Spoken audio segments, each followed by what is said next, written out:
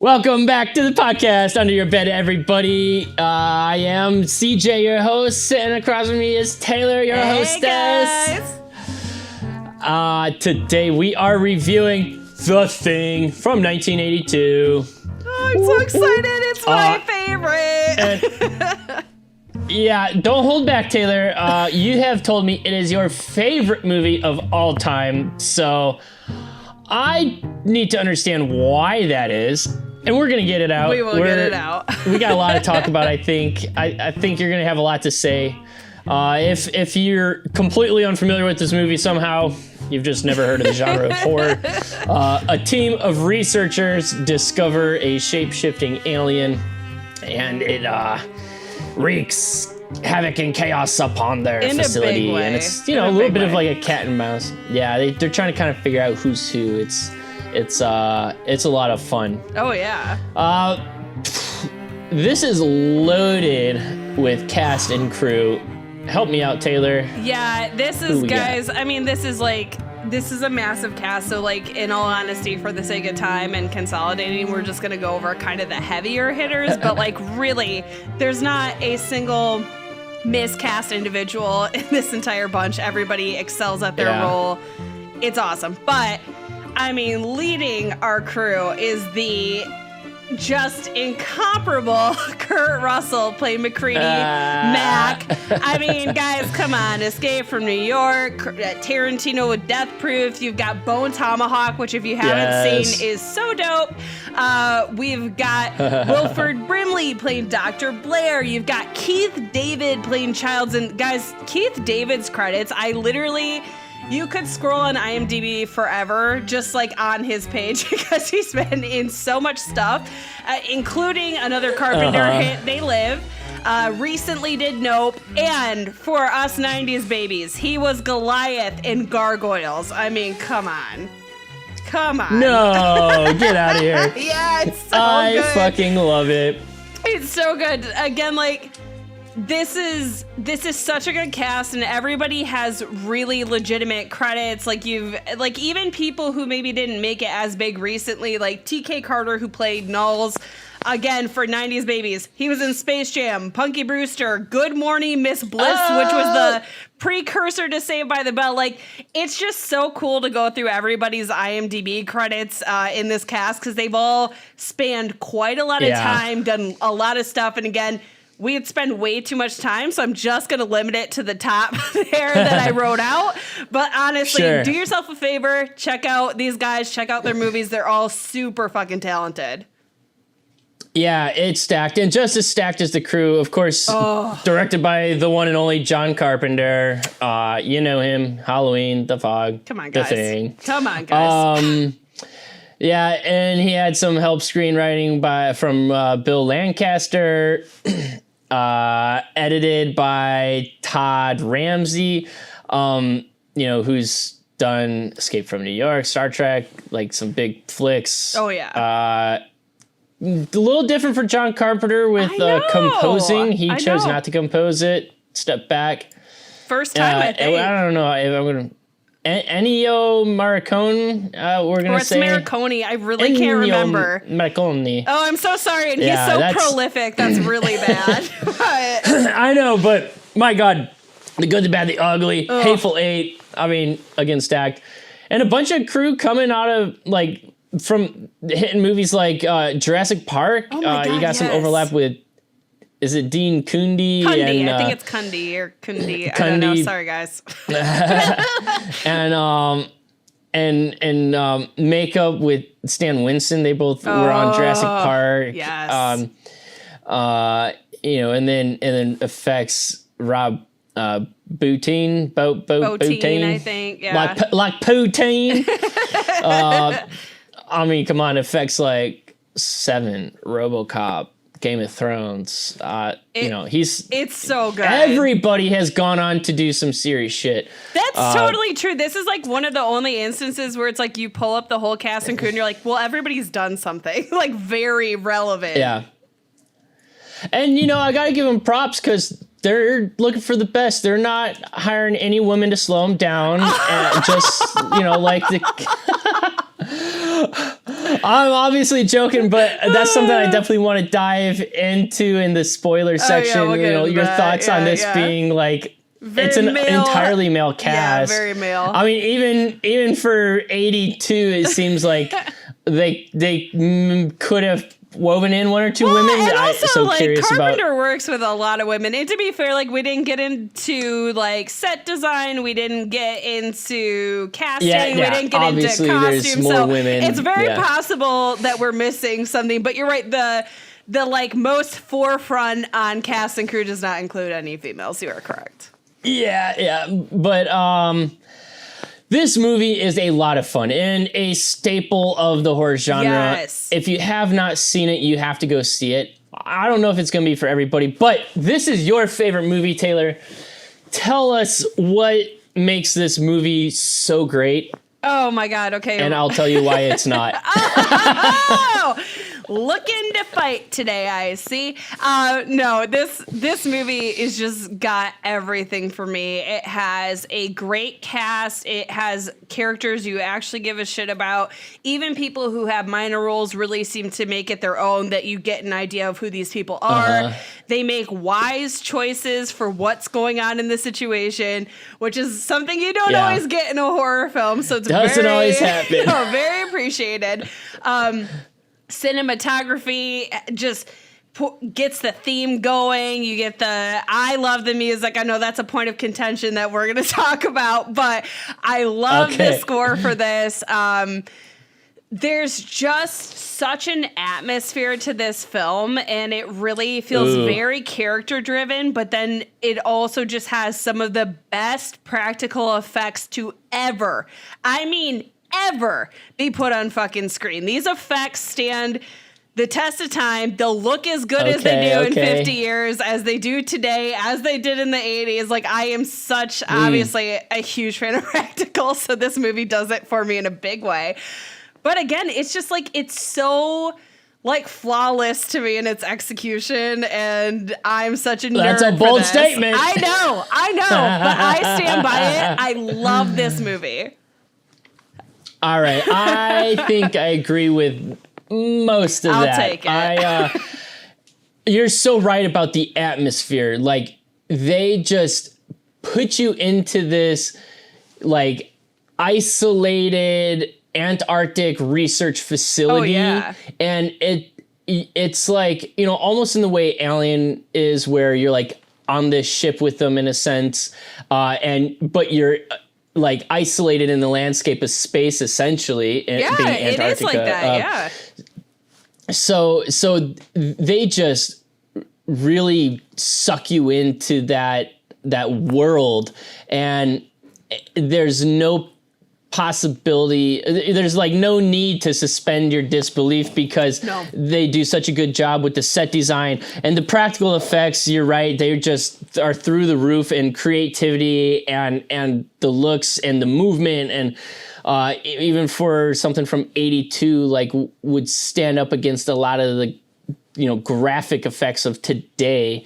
I love movies like this where it's like that cat and mouse kind of witch hunt, like who's who. It makes it so intense. You're totally right. Yeah, and I'm always impressed by being able to weave together such a large cast and so many characters. It makes it realistic, and it always kind of keeps you kind of on your toes and actively engaging and following what's happening on screen. Where I might disagree a little is, like, I think some story elements are like questionable on if it was the best choice for the movie. We'll not get to it yet.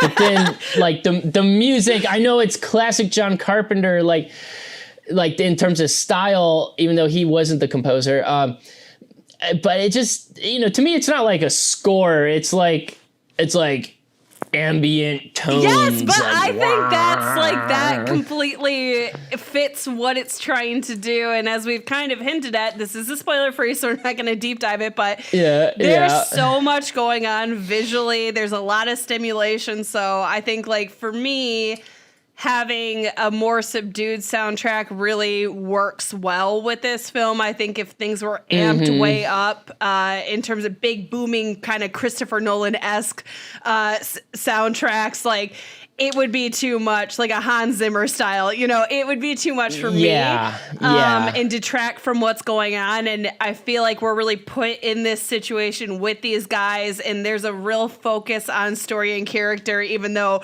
there's these huge like special effects pieces to it. But I feel like the music works in tandem with that really well. That's just, again, that's the spoiler-free part of it. I can appreciate it. I think there's a huge discussion to be had on, you know, do you even classify it as score necessarily, or is it like ambient, like tonal, like atmospheric sound design? But either way, I think this movie deserves a watch and a rewatch and another rewatch.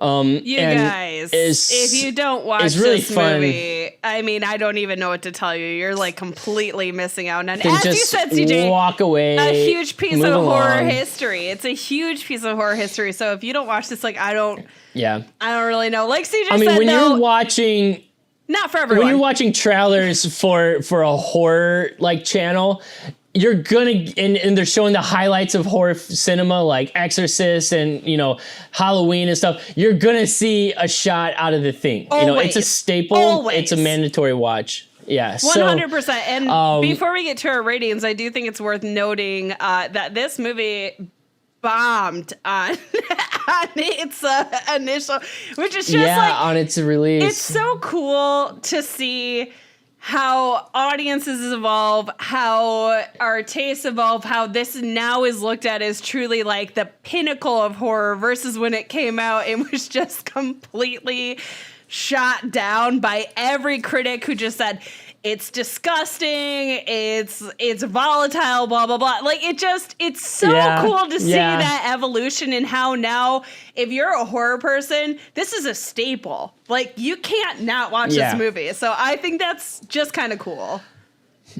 Yeah, I mean, in the movie's defense, it came out the same year as E.T., another alien movie. I just can't even imagine. No, I know.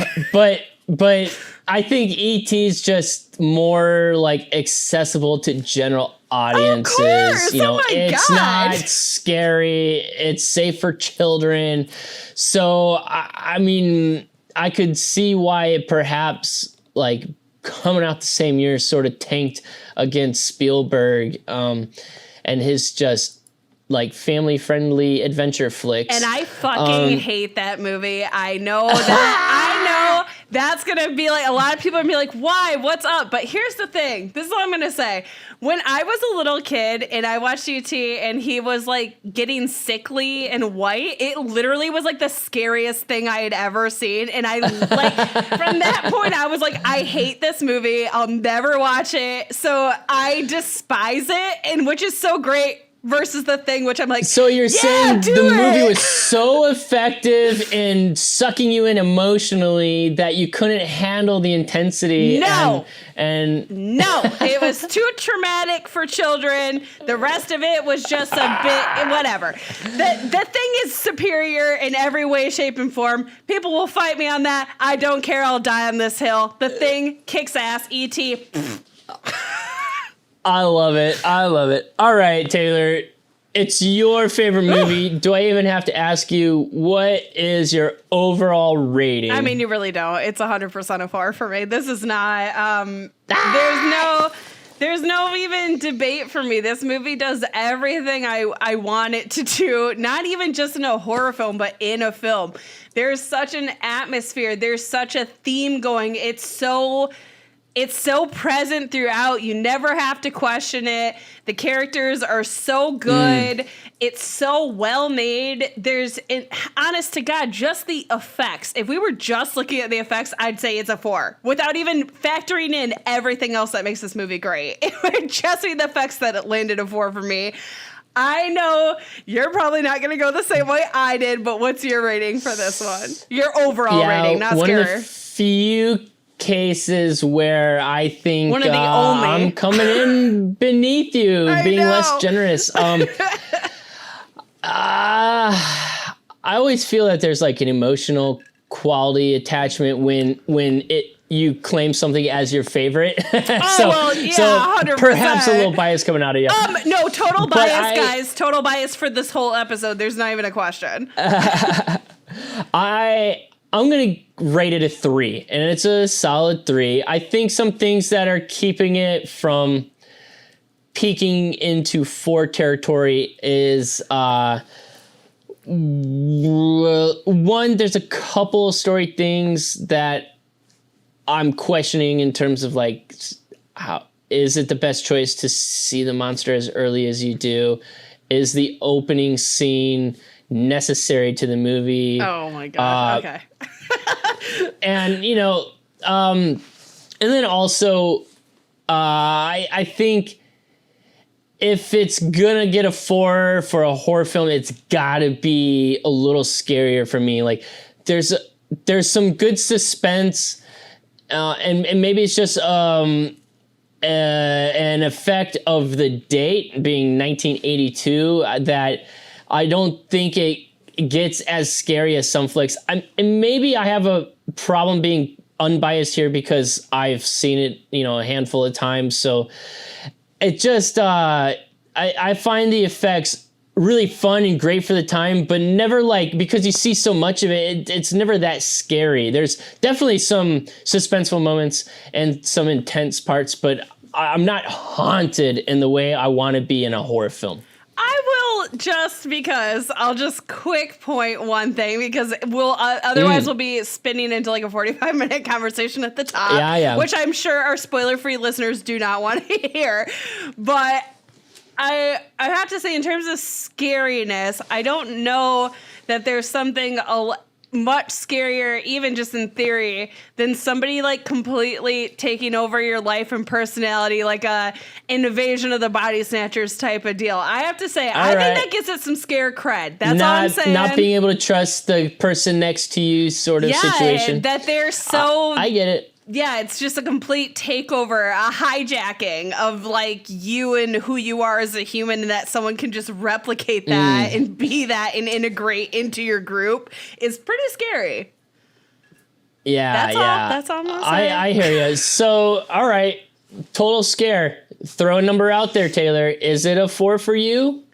This is a little hard for me only because she's backing off a little. I was just justifying its scariness, but for me, here's my personal issue with the thing is that I get so pumped up when I see these effects and the things that are like scary, quote unquote, the things that would put most audience members off and the things that put people off in the 80s are exactly what I love about this movie.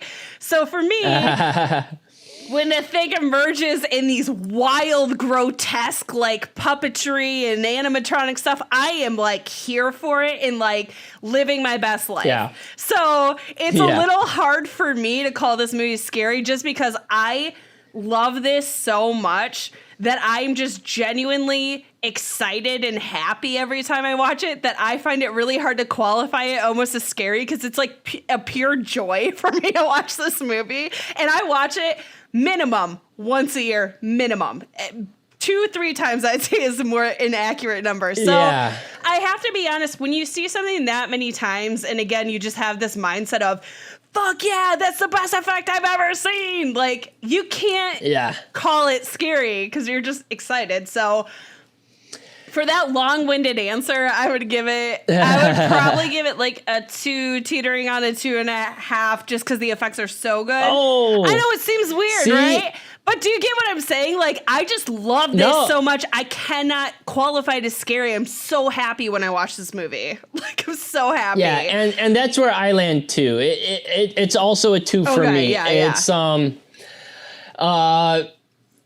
I think the effects are so wild that it's more just fun to watch as opposed to scary. Because, if you saw this monster in real life, you'd shit your pants and have a heart attack and die. You know, but when it's in a movie, it just feels like wild and outlandish and fun as opposed to like truly scary. And partly because it is a little dated, but I want to still throw the props out there that it's just the effects are fantastic and look great, and it's truly a feat that they pulled off. So everybody stick around because this deep dive critique is going to be a blast, and wait. We got a fun drink for y'all. So hang in there and join us in the Antarctic. It's a little cold out there. You guys bundle up with us, all right? Welcome to the podcast Under Your Bed. There'll be drinks, critique, and perhaps a few murders. You're all invited, but once the podcast has begun, there's no way out. The ghosts are waiting, so won't you join me for the podcast Under Your Bed?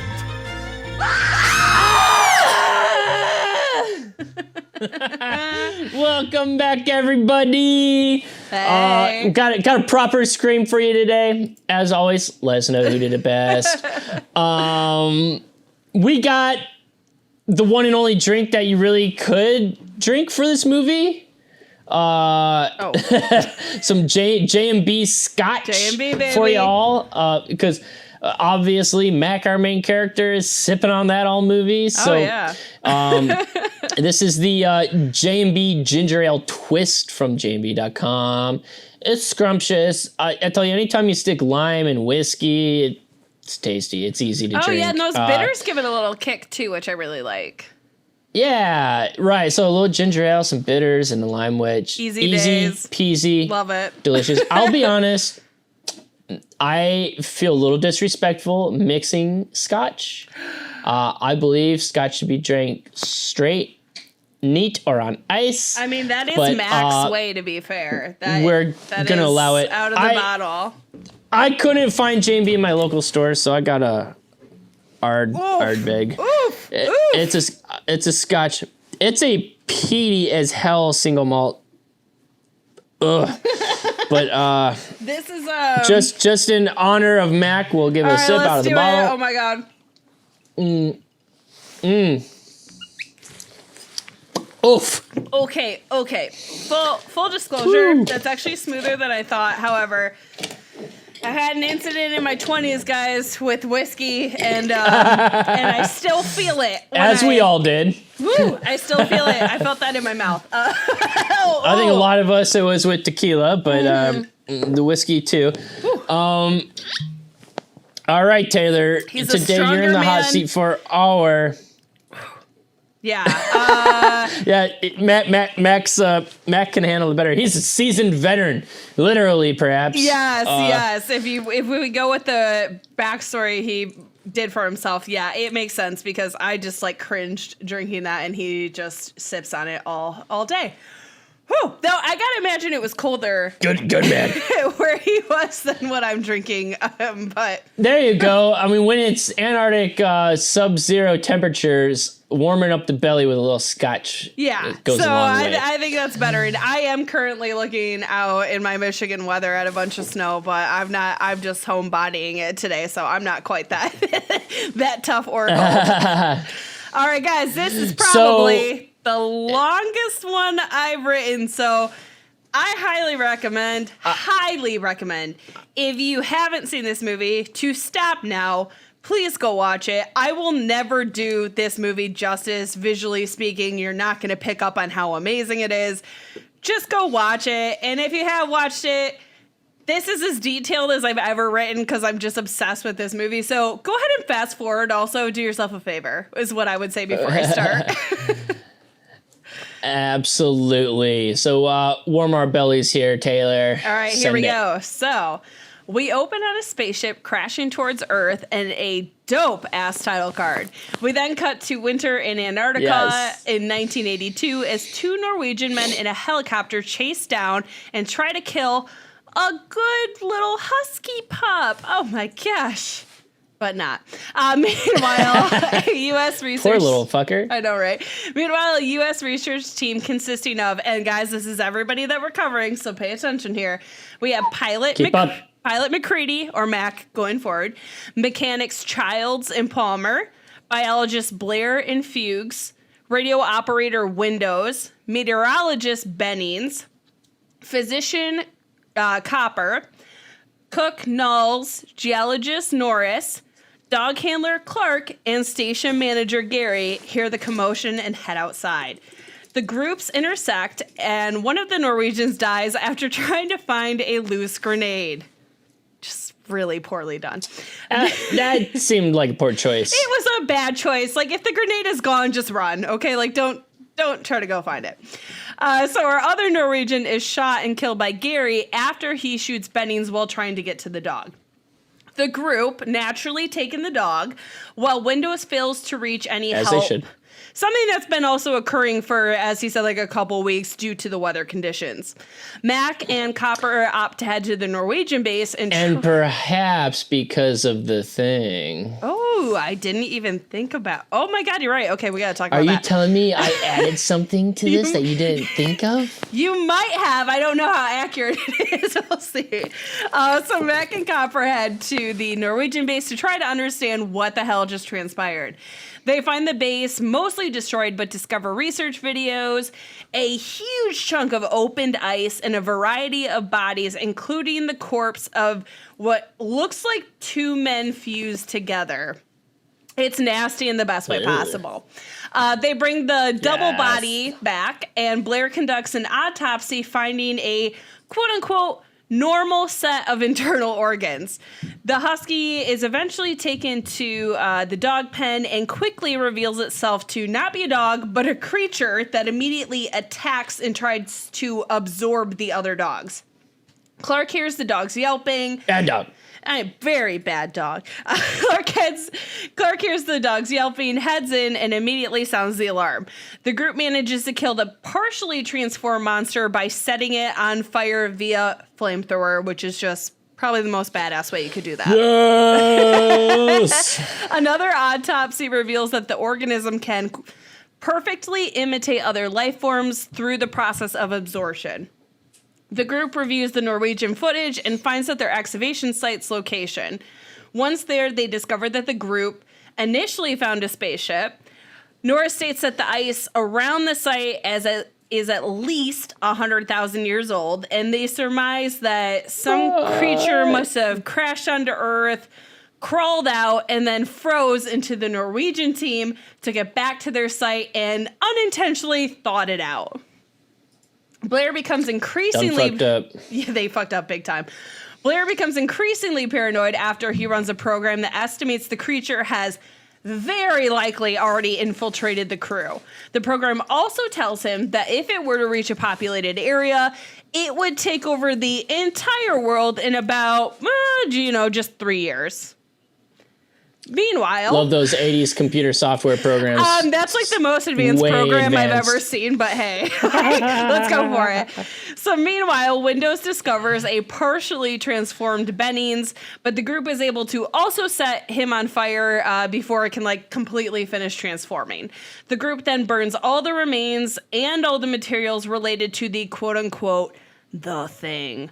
Blair takes it upon himself to ensure that the creature will not escape by euthanizing the remaining dogs. I hate that part. And by destroying... Yeah, they're the real victim of the story. I know. And by destroying any transportation and communication device. The group eventually overtakes Blair and set him up in a separate shack. The group theorizes that a blood test could decipher who the thing is, but find that their blood supply is sabotaged, which again causes panic and paranoia. Fuchs finds McCready's torn jacket outside, and while Mac and Knowles are looking also for him to talk to Blair, who states that he's quote-unquote all better now. But wisely, they leave him in the shack. On their way back, they find Fuchs' burnt clothes and kind of take a guess that he must have burnt himself to avoid being taken over. Knowles cuts Mac loose from the tow line after discovering the torn clothing and returns to the group. Soon after, because guys, it's Mac, he finds a way back and takes control, of course he does, by getting some dynamite and a flamethrower. Again, chaos ensues, and Norris... Love that move. Oh, it's so good. Norris suffers from a heart attack. Copper attempts CPR, but... Oh, this is like my favorite part. But Norris's torso splits open and devours his arms, killing him. Norris's body is also set aflame, but his head separates and attempts to run off before also being caught on fire. Mac decides to tie up the remaining survivors in order to conduct this blood test, but not before Clark tries to attack him, so he is shot and killed. Sorry, Clark. McCready accurately guesses that the thing exists in every part of the organism, meaning a hot needle to a little bit of blood would cause the infected blood to react. The test reveals that Windows, Mac, and unfortunately Clark are clear. When Palmer's test arrives, though, the blood screams and he reveals himself to be infected. During this time, he is able to attack and kill Windows. Mac is able to dispatch a Palmer and the transforming Windows and continues with the testing, revealing that Knowles, Childs, and Gary are all in the clear. The group, aside from Childs, heads out to give Blair the test, but discover he's definitely infected because he started building a spaceship. And he's attacked. He's escaped the shack, and it's a hot mess. They return to the base and discover it is now uninhabitable as the thing has blown the generator, hoping that the others will die and that it will just be able to freeze again. They realize... Checkmate. Yeah, he got that one. They realize they're 100% all going to die and elect to take the thing with them, deciding to blow up the camp and any tool that it could use to help survive. The survivors, aside from a missing Childs, had underground to set up explosive where the Blair thing creature kills Gary and, I'm going to say this, I'm going to put Knowles question mark. It is off screen. We don't see it. I cannot verify it. It's likely he died. I'm not going to verify it. I can't. It's not on screen. The thing attacks. Yeah, I'm not going to do it. The thing attacks Mac, but he's able to evade it and detonates the explosives, effectively killing the creature. When he emerges to the surface, he finds Childs, who explains he got lost in the snow looking for Blair. The two decide that one of them is very likely... Lies! I know, right? The two decide that one of them is very likely the thing, but they are going to, quote-unquote, wait here for a little while and see what happens. They take pulls off of Mac's J and B and wait for the inevitable. And that is the end of my favorite fucking movie, The Thing. Oh, snap. Oh, sorry, guys. That was a long one. I got to take a big drink now. CJ, you're going to have to kick off the convo. You know, yeah. So what I love about this is I think this is where movies do the best. I mean, okay, you can have a movie that covers like some huge, broad scope over many years, and it can be an effective movie. But when movies tend to be the best are when the plot or when the premise is fairly simple and when it sort of all unfolds in one sort of concise period of time. I just think this is a great way of telling a story where it's accessible and easy to follow and just a roller coaster of a time. You know, you have this group that's isolated and experience this dramatic inciting incident, and then it's game on. Like, all right, let's hunt this sucker down and figure out who's the bad guy and kill him. And so I think it's super fun, and somehow we always end up doing this, but I guess, well, maybe we can get, before we talk about the end, you know, your thoughts on the premise overall, how the story works, and how you feel about the resolution. Okay, the end is an entirely separate conversation, so I'm going to parcel that one out for a minute. We can wait on it, yeah. I'll parcel that one out for a minute. So in terms of story, what I like about this is, in a way, it is pretty simplistic, theoretically. You have an alien that's coming in to invade and take over a group of men. Okay, that's like theoretically just a story. But again, there's such rich characters built in, who are, again, taking information as it comes and making wise decisions. I mean, it's not very often in a horror movie. Like, people fight, understandably, it's a horror film, fight tooth and nail to survive an event. So it's this kind of different to have a film where you get Blair goes off the rails right away, being like, this thing is going to get out and it's going to kill everybody, so I'm going to stop it now. He already makes that decision even before the rest of the group come to that decision.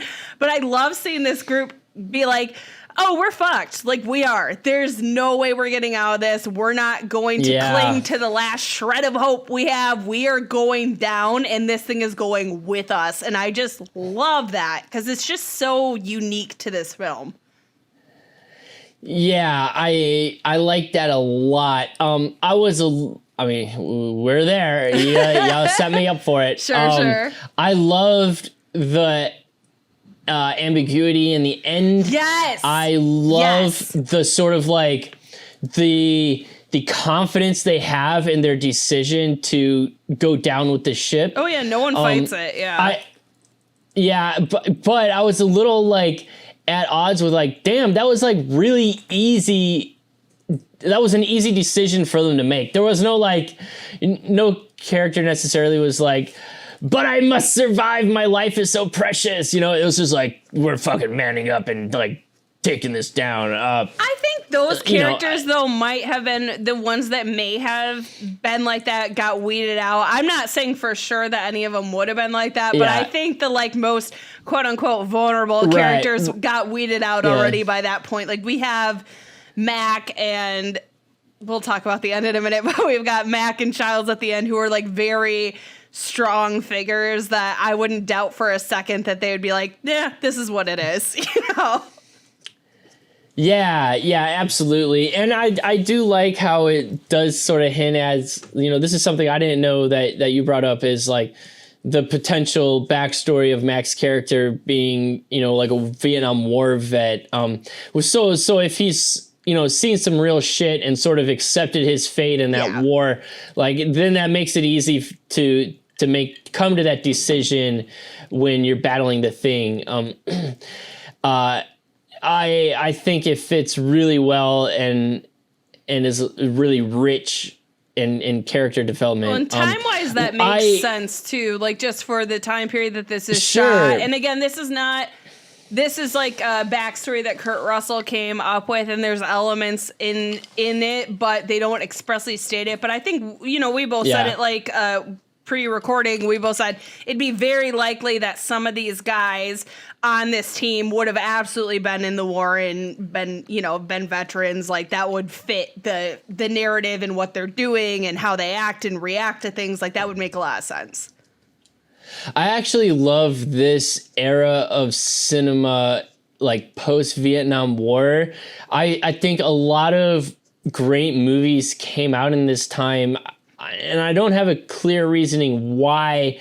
You know, maybe people are just looking for a creative outlet for these things. You know, like Jacob's Ladder came out at that time. Yeah. You know, The Thing, list goes on. But a lot of 80s films, you're right, that thematically kind of integrate it without it necessarily. I mean, Jacob's Ladder, obviously it's at the forefront, but like a lot of films like this that maybe wove it in, even like just to the people who are acting and putting that in their characters.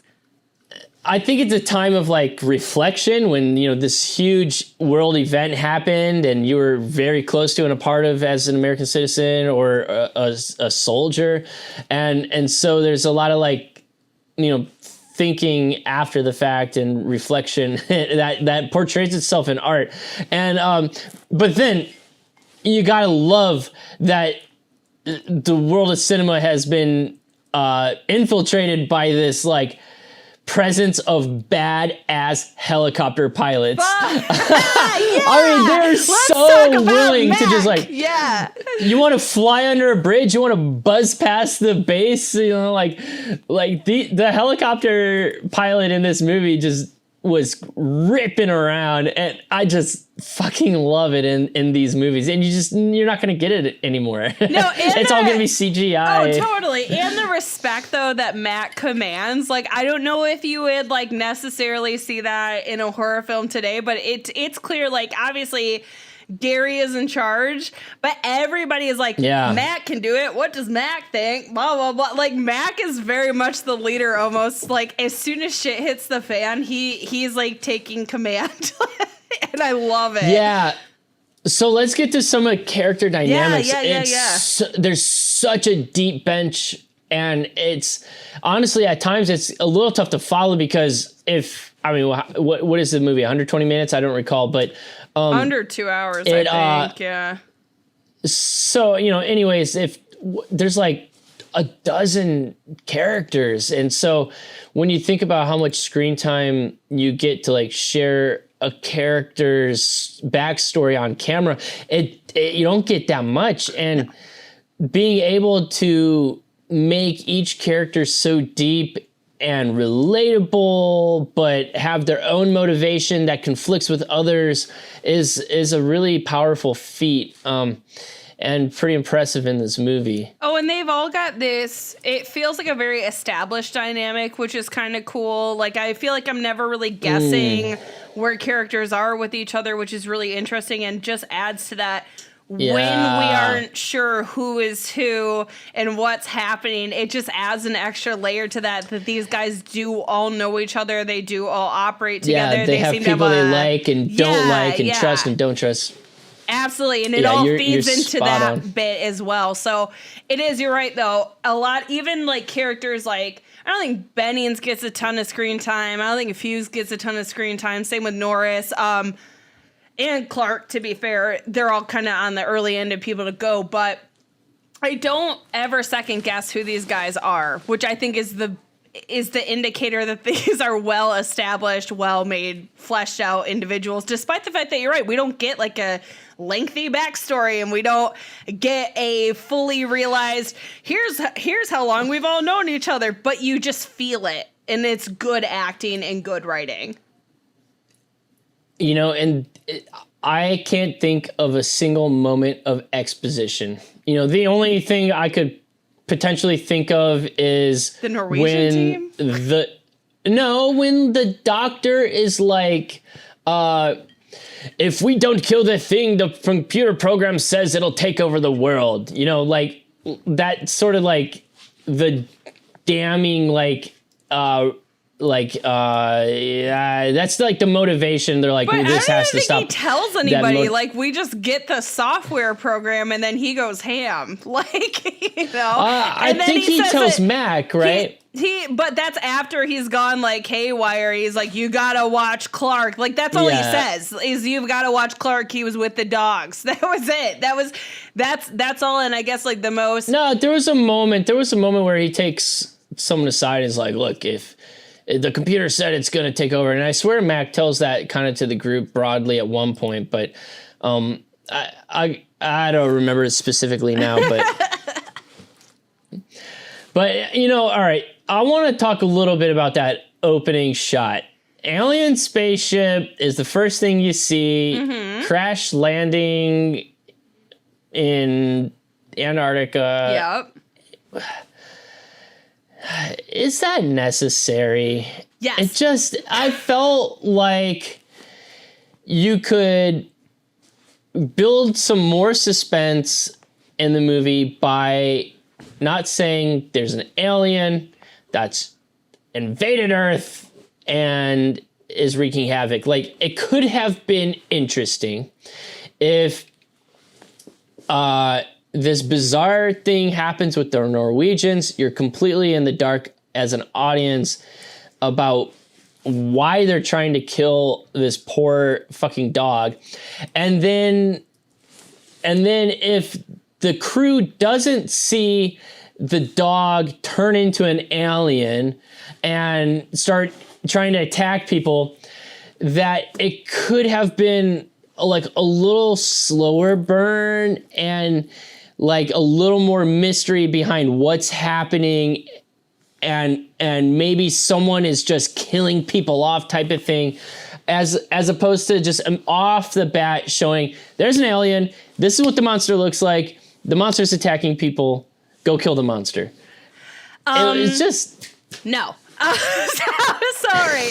So backtracking, I could say with the first scene, I can somewhat agree to that. Though I have to say, I don't think now I know it so well, but I don't think the first time I watched it, I necessarily correlated the ship and the dog right away. I don't think that was the first thing to go into my head. So first off, I've seen this movie too many times now, but I swear on my first viewing, that was not my thought.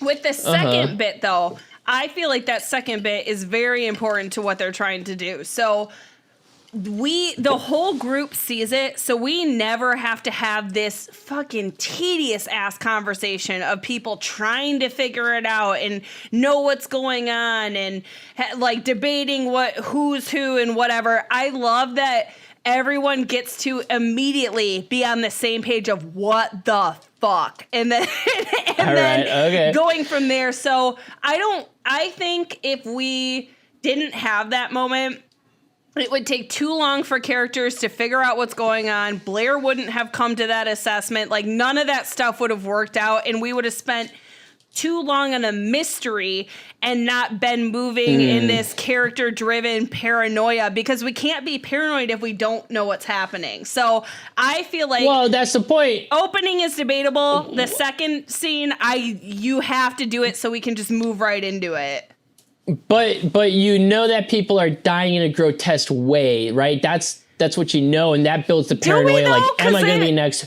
Who's doing this? I'm saying we wouldn't know. I'm saying if you didn't know that an alien was doing it, and then it was just revealed a little bit later, because I think that's part of why it wasn't necessarily scary, is you get the monster revealed immediately. Once you see the dog transform, like, that's a fantastic scene in terms of effects, and we'll get there, but it seemed like, it's like the classic Jaws scenario. Like, you don't see the monster, and so it builds fear in your mind. What is this thing that's happening, and why are people dying in such a grotesque way? So, right, but that's the wrong emphasis for me, because we'd be focused on, like, how is this happening versus this thing can do this, who can I trust? I think once every character is on the same page, knowing what's happening, knowing this thing can take over, there is such a heightened level of paranoia then. If you were just going, what's going on? Like, you wouldn't be like, can I trust the person next to me? We know this thing can replicate people, and that's what makes it scary to me, actually. So I think that second, I get where they're like, we're fucking showing you what is up right away. I hear what you're saying. For me, like, it works more efficiently to show it. In opposition to Jaws, it works way more efficiently to show it. It sort of is like reminiscent of the monsters are due on Maple Street. If you've seen that Twilight episode, I have not seen that one. You're gonna have to walk us all through. It's just classic Twilight, where like aliens come down and start like screwing with people's electronics, and so everyone on in this neighborhood sort of like turns on each other. Like, ooh, I that. Think there's like an alien presence among us, and everyone's like trying to figure out who the alien is, and they end up like killing off each other because they're trying to solve the mystery. So the movie like was definitely giving me some of those same themes, but the difference, of course, is that in that classic flick, there's no monster. It's people turning on themselves, where in this one there is. So I don't know. But they also still, it's just like interesting. They still do, to an extent, the fact that you get Mac does shoot Clark, and to be fair, I feel like it's pretty justified. Like, Clark is coming for him. I'm not shading Mac. I think that was like a justified action. Yeah. But yeah. That's the interesting part, is that no one's hands are totally clean. The fact that Mac is our protagonist and we're totally there with him and we agree with like every move he makes, but he does. I mean, he kills a person. And don't necessarily know if he's the thing. Like at the end, he could still be the thing. Like, should we? I think that's one of my favorite things of the movie. Yeah, we have to. Yeah. It's like it's so fun. Where as an audience, you truly don't know. You know, there's always a moment where somebody is missing. And in that moment, you cannot say for certain if they have become the thing or not. And so that's a lot of fun in terms of that cat and mouse guessing game of who's the alien. Do you theories have on ending? Yeah, Taylor? it's like, do you have a theory? So, all right, here's the thing. I know John Carpenter has said one of them is the thing. He's the director. I'm sure he's right, but here's my thing. I don't care. Wait, you're saying he named somebody? No, there's never been a name, and even he just says he said one of them is the thing. And what's funny is like Keith David even came out with an interview like not too long ago.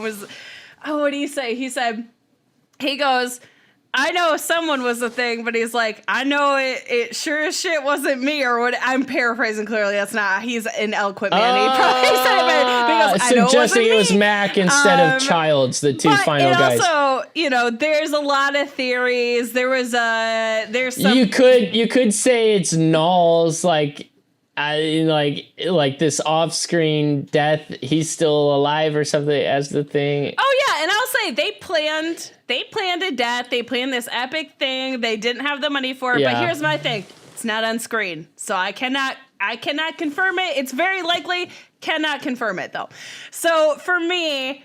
And I don't even care that I'm like probably I am 100% wrong. I don't even care. I refuse to acknowledge that Childs, who's a badass, and Mac, who's a badass, succumb to this thing.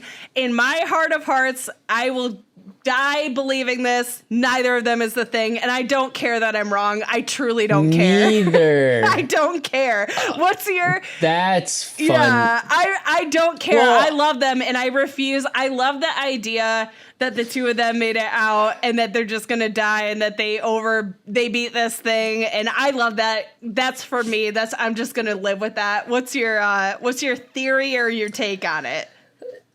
I mean, you're definitely sort of led to believe that Childs is likely the there's thing. A gap in there. He sort of had the last like close encounter with the thing and was missing and was missing and kind of shows up. But I still love the idea that when Mac goes to check on Dr. Blair in the shack.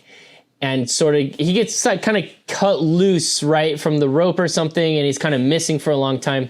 I really like the idea that maybe that's when he became the thing. But the blood test happens after that, and he's not the thing. But I was thinking this at the time. But he was underground alone with the thing, so that's also a possibility. Yeah, you could have pulled a swap with the blood. Like, I was like, kind of thinking at the time, like, first of all, they do it one at a time, though. Yeah, they see him do it and do it, right? Okay, you're right. He's like trying to be very overt about it. Yeah. All right. He's good. He's good at that point, but you're right. He is underground with the thing alone. Same that Childs is alone at some point, so we can't totally ever say definitively this is the answer. Yeah. But I hate to be a nerd about great, it. Sorry. Right? No. Put me in my place. I like it. Besides story, I think something that just really brought you into the story is the setting, and it deserves a conversation. The set design is immaculate. It at no times feels like you're on a set. You are there in Antarctica with them, and I again, like mentioned it in the spoiler free, but like that almost like Western feel of like those large, expansive landscapes, but the painted juxtaposition backdrop, of like that when they go to the Norwegian base, that very classic style of filmmaking with the painted backdrop. I'm obsessed with it, to be honest. I'm not even bothered. And you can kind of build scale. Like I saw what I think is like a painted glass foreground of the spaceship and the ice. Like it just really builds the scale. Oh, and, yeah. And you know, it's just another nod to how great the effects were. But one of my favorite sets, of course, is the opening Norwegian. Well, it's not the opening, but in an early scene going to the Norwegian base. Hell yeah. Just like the burnt to hell, demolished, covered in snow, frozen over base is really cool. And I loved the like, probably something that like set you on edge really early was seeing the razor blade suicide frozen in place. Yes! The blood frozen like that. It was just phenomenal. What an idea. And it just looks so good. Your thoughts on setting. That whole set. So I have to say, this was something that I'm not kidding. I learned this year, which I cannot believe. I've seen this movie so many times. I can't believe this was the first time I ever learned this fact or like picked up on it or whatever.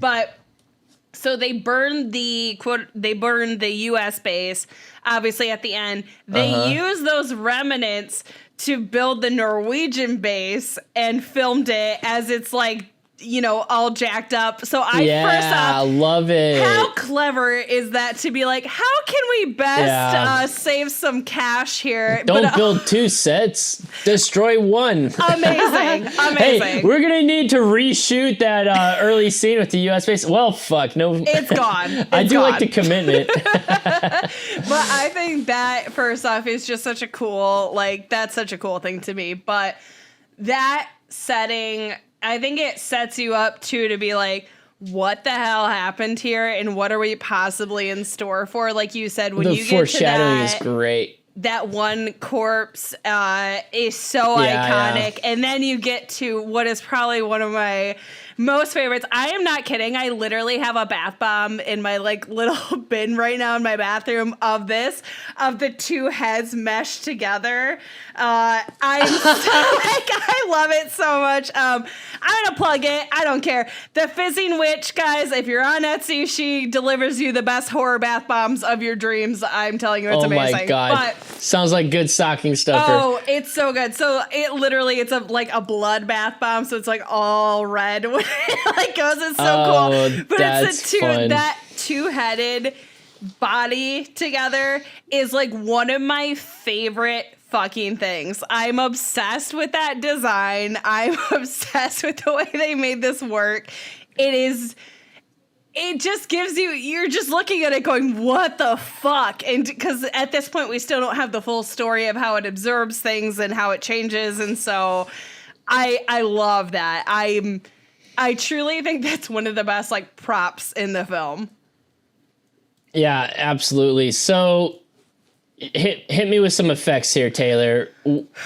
It's just riddled with great practicals. Insane. What moments did you love? And maybe what was a favorite effect? It's so hard to pick, but I think like there's kind of, I mean, it's right behind you. There's probably nothing. Okay, I have like rephrase. I have two scenes for two different reasons. So the Norris CPR scene, the effects in that are completely unhinged in every which way, and I'm obsessed with every moment that happens. The fact that you get Copper's got the paddles, he pushes down, and who the fuck could have anticipated a body cavity literally opening up with teeth, shutting down, and like clapping at his arms, which also is done by like an amputee actor, so that's pretty dope. Oh my god! But that alone is unhinged. But then you get the head separating off, spurting out the legs, and I guess they use some kind of RC vehicle to maneuver it around. But to like have that then start crawling away and being like, "You've got to be fucking kidding me!" Like that is that definitely was a great moment. It's so good. So for that and the Palmer reveal in the chair are two of my favorite, like, practical and just the anticipation and setup. What I love about Copper, there is no setup. We do not expect that at all. And what I love about Palmer's scene is we're kind of like on edge and waiting for something to happen. Yeah, but I also didn't see it coming the way it came. So I guess those are the two scenes for me, with effects, with the ambience, everything, that make me go, holy shit, this movie's insane. What are your, like, effects or scenes or anything like that? What's kind of top tier for you? So loved all the moments. I love just how wildly different the monster is. Yes, good just point. In general speaking, like, as a monster film or alien film, this is such a unique monster because it takes the form, so many different forms. It can take any form, and I like the, like, invasive viral quality of it, of how it spreads and invades your body, and it can be you and potentially you don't even know, is pretty awesome. You know, I think it might be a little over the top at times. And I almost, you can't see my face, guys, if you're listening, but my jaw was like on the ground. Well, like, in terms of, you know, I almost like it being a little more tangible and reined in. If it, like, it being able to take the shape of anything and, like, looking so many different forms, is almost like, it feels like it's cheating almost. Like it's not like a thing, an entity. It's too abstract almost. So it sort of potentially loses some of its, like fear, where it's like, whoa, now it's this, whoa, now it's this, whoa. Like, I don't know. It's something about it. But my favorite, I think the scariest moment of the whole movie was that tied down to the chair scene, testing the blood, and the reveal of Palmer. Yeah. It was absolutely fantastic and suspenseful, and the, like, probably the second most climatic moment of the movie, in terms of the suspense and just payoff of, like, it's finally coming to fruition. Let's you know, torch this fucker out of its den and see where it's hiding, is a lot of fun, and then followed immediately by great effects and just the body being slammed to the ceiling, and it's an absolutely fantastic moment, and you got to sympathize with the guys that are tied down to the chair, like, next to this thing, like, transforming, and you don't want to be that guy. Oh no, you're stuck so there. Childs and Gary being cut me out. Fuck. Yeah, like, Child's like, I love that cut where he's, like, super panicked. He's like, get me out of here. And then you cut right to, like, just Gary in the chair. And then I love when he's like, I swear, guys, I've had a drink. I'm gonna, like, phrase it wrong, but it's something of the effect of, like, I'd rather not spend all winter tied to this fucking chair. It's so mad. Like, it is just, the way that scene is edited is just insane to me and so well done. I'm very much obsessed. Like, I feel like you could have a whole class in filmmaking just on that scene, to be fair. Oh, for sure. In terms of how you can, like, build a suspenseful moment and the kick-ass reveal, effects, everything, like screenwriting, everything. It's so good. Yeah. I love the fact that, especially in that scene, you just don't know who is the thing. Oh, and totally. You're always surprised. I did not expect Palmer to be the thing. No. You sort of have an idea that maybe is it Child? I thought it was Gary, because Gary had access to the blood. Yeah, and I was Gary. Like, well, he looks exactly. Suspicious. You're like, yeah, that's super suspicious. You want him to potentially be it, because he's also sort of like an agitating character at times. Like, he does agitate the group, and then you think Dr. Blair, like, he's going nuts, like, destroying equipment. Like, it feels too obvious for him to be the thing. Like, he's figured it out. He's trying to isolate himself, but lo and behold, he ends up being the thing too. I think it gets turned though. This is just my theory, but I feel like he gets turned. Obviously, I think it's after he gets put in the shack, and sorry, I think it's when they go in to talk to him. It's like him and Knowles, like Mac and Knowles, and they go to talk to him and they see the noose, because I think it's very obvious that he was planning on just killing himself to, again, like not become the thing, but that somehow in that time period the thing had come and taken him over. But that's just, I don't know. Ooh. I like it. Because why else would the noose be there? You know what I mean? Like, why else would that be there?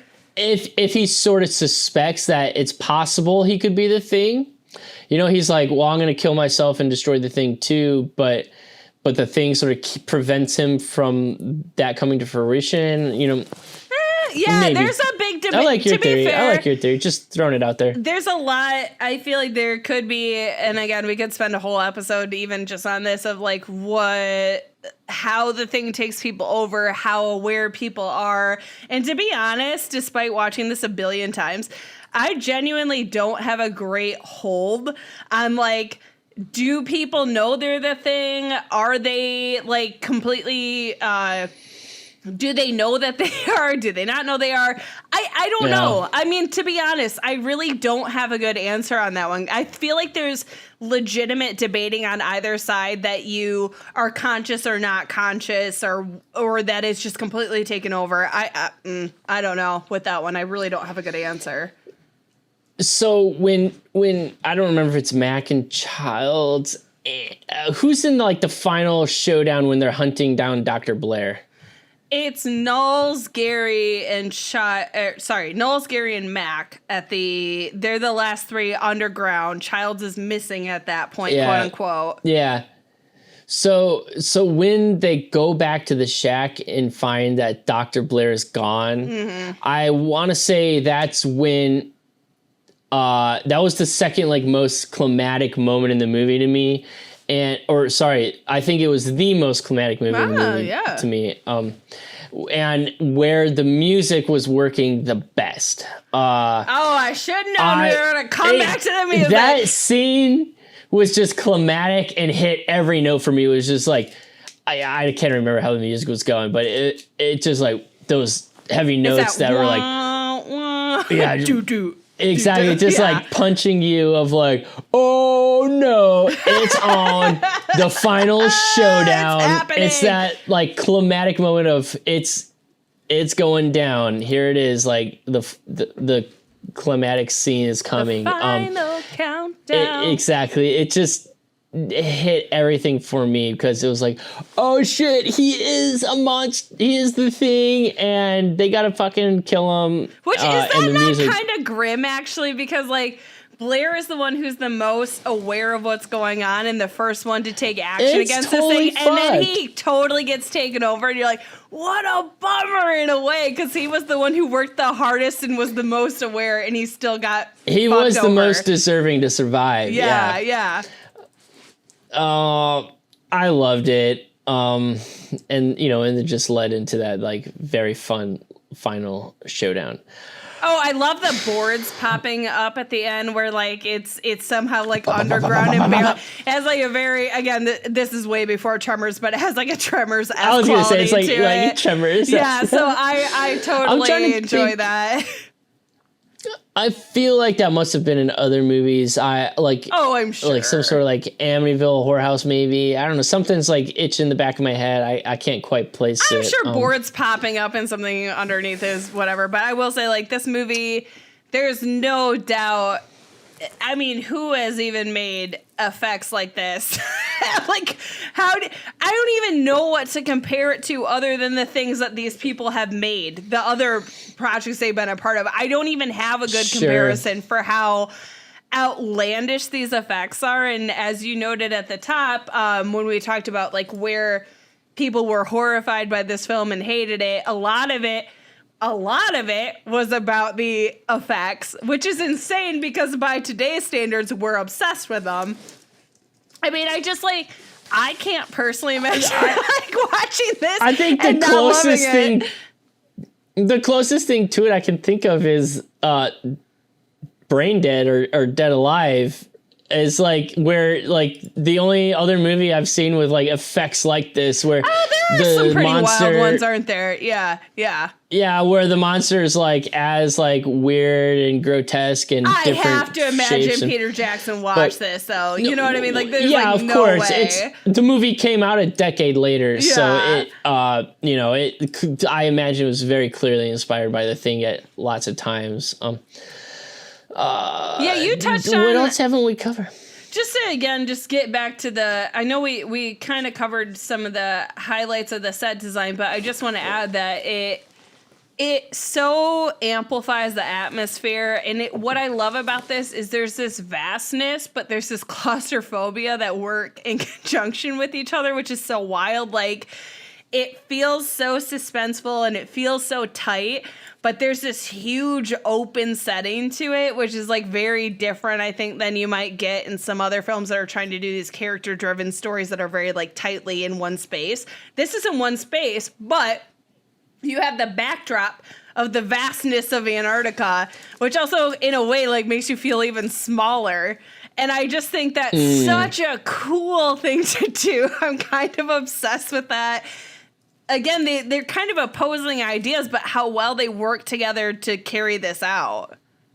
And how alone you are, you know? Yeah, I hear you. So to pivot a little bit, one thing I noticed is there's no female characters in the movie. So I find it very ironic that as a feminist, I think you would label yourself 100%. Perhaps. I would expect most people I know to be, but this is your favorite movie. So how can you, a self-respecting woman, feminist, say that? All right, well, look, okay, all feminism really is at the end of the day is equal opportunities for everybody. I know that in terms of casting and in terms of the higher credits on the team, we don't have a lot of females. But I also know that Carpenter works with a ton of like Deborah Hill was his like co-collaborator, so I don't think he's like sexist. He's created like one of the strongest final girls of all time in Laurie Strode, so I don't think that he's sexist. But it is kind of interesting because you get Alien, which you can kind of compare the two. I think they're very different films, but there is a lot of comparison with the two, where you get Ripley, who was not specifically written to be a female, but just they said, oh, she's great, this works, we're going to do it. And it's not a detractor by any means, because I think something you'd think about maybe post-Vietnam, you're in the 80s, is that there might be an issue with a female in the mix, like just based on gender politics of the time. Obviously, Alien is not set at the same time, so we need to acknowledge that, despite the fact it's made in a similar time period. But I don't know. It's weird. It's not anything I really think about. The only female cast was John Carpenter's wife at the time, who voiced the chess piece game. What's her name? Adrienne, I think it's Barbeau or something. The computer voice? Yeah, she was in The Fog. I know her very well. She's a horror icon, but I cannot think of her last name right now, which is horrifying. Night moves to E2. Checkmate. Yeah, so that's I don't know. It's weird. Like, I think if we're being true, unfortunately, to the time period, like, again, there's a difference. Alien is not set in this time period. I think that's an important thing for people to remember. I think if you had a lone female even in this space, I don't think the dynamics would carry out the same way. I think we eliminate the potential for like a lot of dynamics by taking females out of the equation. However, I'm not saying that I don't think a female would fit well into this group or couldn't heighten the plot in some way. And obviously with the prequel, that's what they tried to kind of correct the imbalance by having the final girl there and also having other crew members that are female. So maybe the Norwegians, much like in life, are just ahead of us in the US. I don't know. That's a long-winded way of not answering the question, I feel like. But what's your take on not having a female in there? Yeah. This is not something that I recognized watching the movie at any moment, but I'm saying like I noticed the absence of women. And that drew some attention, but I didn't like notice perhaps this thematic connection to the AIDS epidemic. Shit. Yeah. Yep. And that's something that you mentioned to me as like a theme that's been debated about that I'd like to do a little more research on, because when I start thinking about it, it's an all male cast movie. You know, the AIDS epidemic definitely predominantly affected males. Yep. Yeah, males. So I'd be curious if there is more of that thread to pull on. And then also the idea of, I mean, obviously because the thing is something that infects the blood and you don't know who is infected and who isn't infected. Yeah. And then there's obviously this like stigma of like, he's infected, stay away from him, kill him. You know, there's that paranoia and sort of witch hunt aspect of it. And then also the idea of, I don't know, I'm just curious if like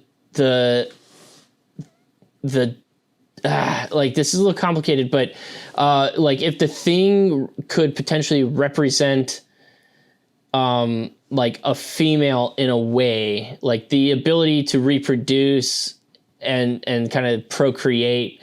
There's, I don't know, I feel like that might thematically be something that can be explored and could be intentional. Curious if that's ever crossed your mind.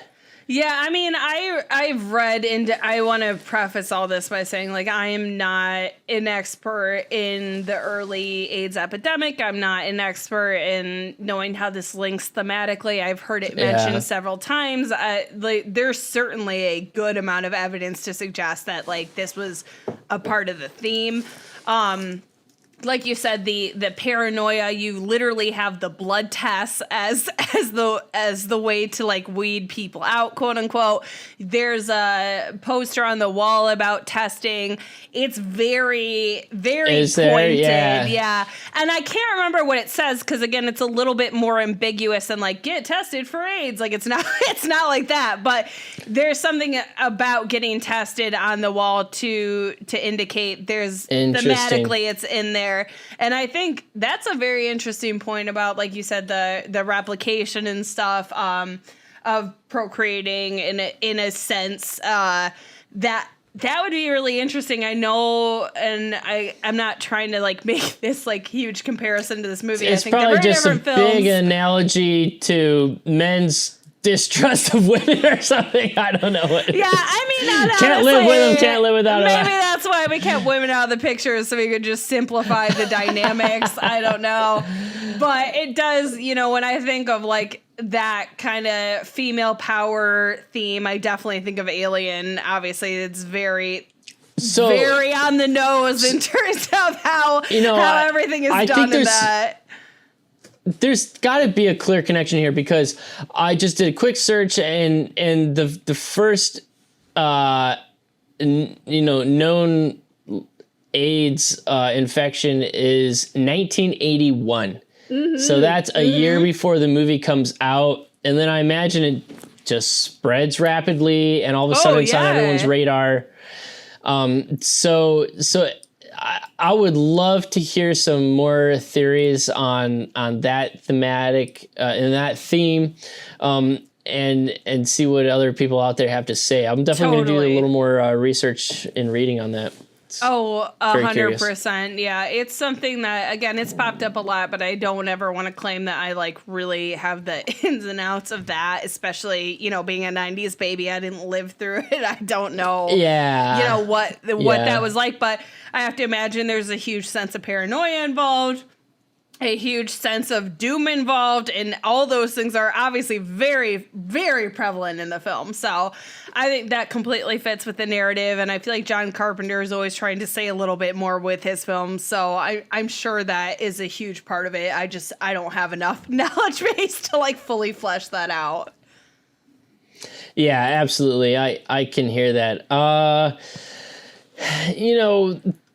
I don't know if I have too much left to say about this movie. It's just there's rich details that could go on and on. I will say, in terms of like cinematography and editing, and this might be a reason why I didn't give it a 4-star rating, is it is very clean and well done, and it allows the action on screen to speak for itself. Mm-hmm. I feel like for something to tip the scale to a 4 for me has to be a little more risky in its style, and kind of push those boundaries a little bit, in the sense of filmmaking. That was one area where they just took like a very classic approach, and it was amazing and successful, but not necessarily risky. I think the risk in this movie was taken in the monster, and the story. So, curious if you had other thoughts regarding editing, camera. I think the editing and both the cinematography work really well to sell the theme. I think the first time the dog comes into contact with somebody, is all done via silhouette. And apparently this was all done with an actor who's not even in the cast, because they just didn't want anybody to be able to easily identify who it was.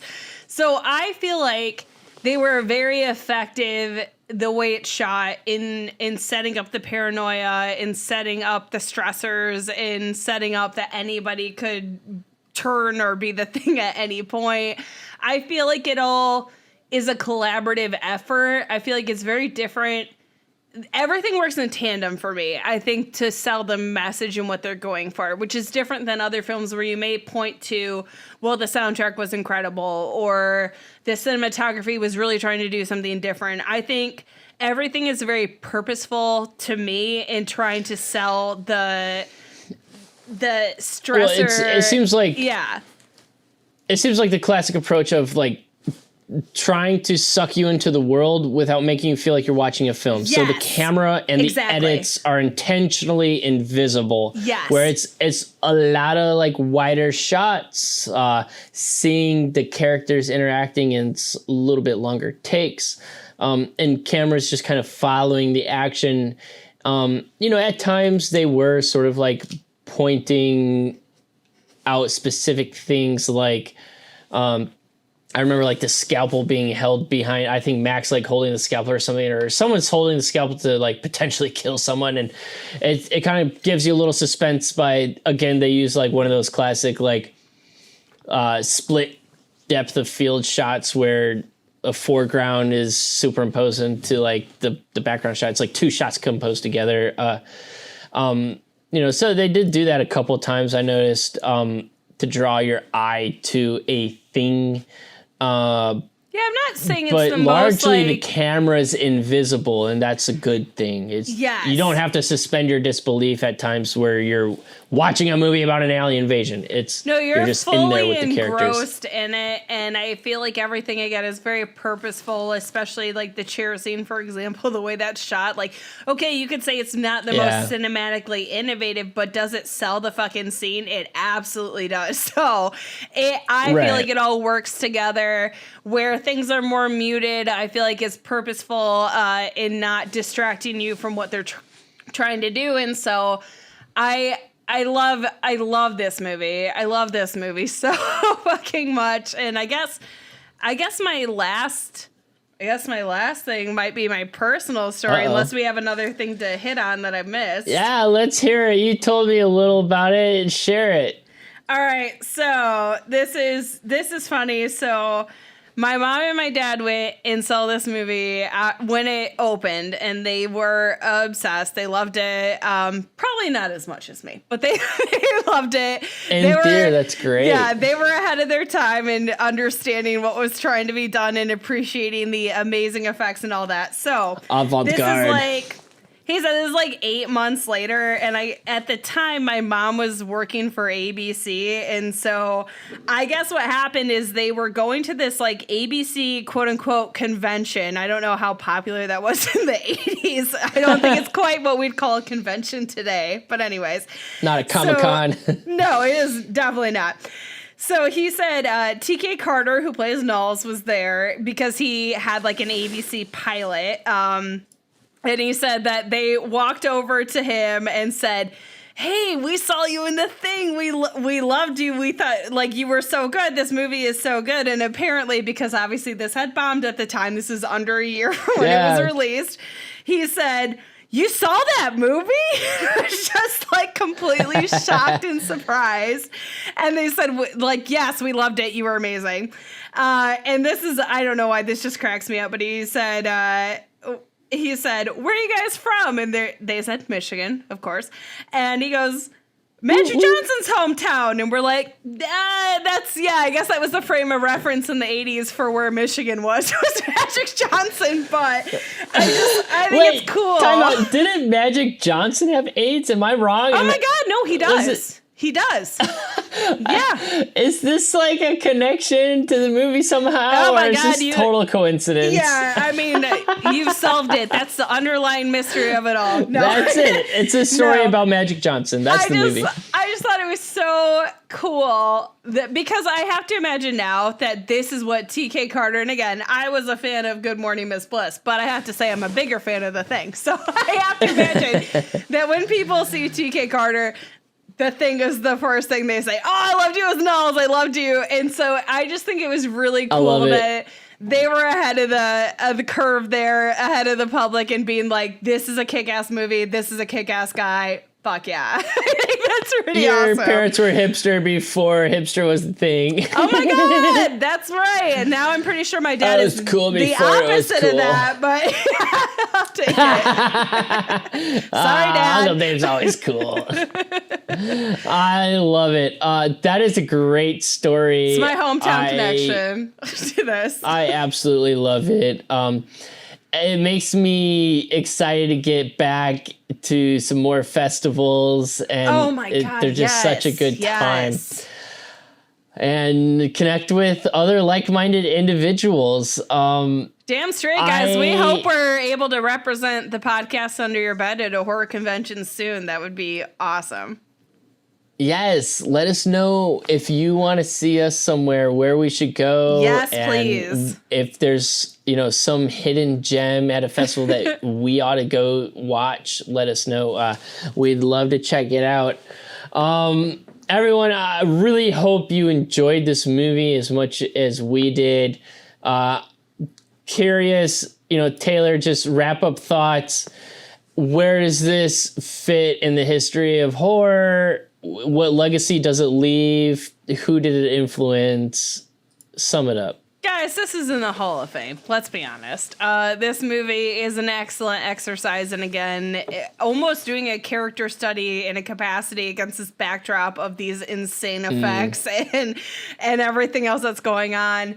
It's so well done. I think, we say this often, but practical is the only way to go. You watch the prequel, and I think there's some merit in the prequel, but I have to say all of it dissipates immediately as soon as you get that CGI The Thing, and it's like game over. I couldn't give less of a shit at that point about what's happening because it's so bad. Which is, I do want to say, not to be a dick, but I do want to say, like, the effects team did work very hard on practical effects. Unfortunately, this studio intervened and really screwed them over on that. So I do want to give them a little bit of credit that they really tried to to kind of replicate this, but in the 2000s, but we're unfortunately, as much as studios are influencing movies like this today, that was all shot down. So I have to say, this movie, though, this is a movie that's great on your own. This is a movie that's great in a group. Yeah. This is a movie that requires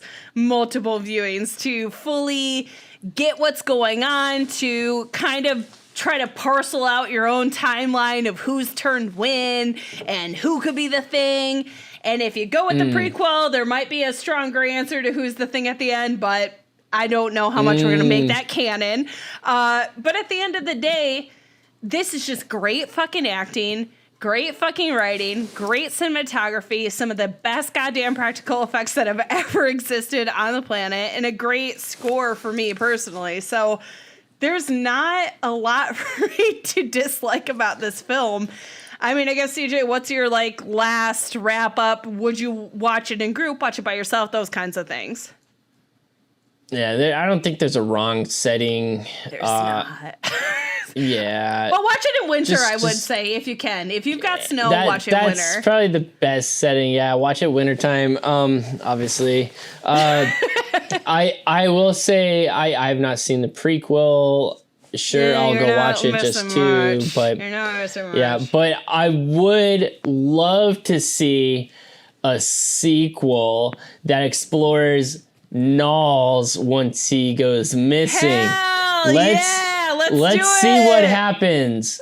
Show us what adventure he got up to. I'm down. I'm for it. I think that would be a very fun way to explore the ending. And at the end of the day, keep watching The Thing. Keep watching us. Come back. We're all over your socials. Instagram largely. Probably just ignore the rest at the moment. To be fair. And I hope you all enjoyed listening in and learned something. And I'm going to go do a little more research and come back with some more insight for y'all, because this movie has a lot to explore. It has so much to explore. And so, like CJ said, Instagram is our big handle, and you can find us at Pod Under Your Bed.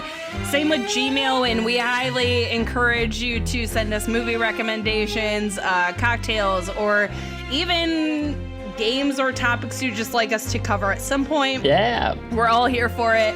Next episode, we will be seeing you guys. We are getting a head start, I guess is how you'd phrase it, on Valentine's Day by covering The Love Witch. That is a movie that, like this, demands multiple viewings to fully explore. Yeah. But look forward to a very in-depth look at that film in 2 weeks here. And yeah, guys, thanks. This was a long one. We appreciate you sticking with us here. And please send us those requests. We'd love to cover what you guys want. Absolutely. See y'all next time on the podcast Under Your Bed. Bye, guys. Catch you next time.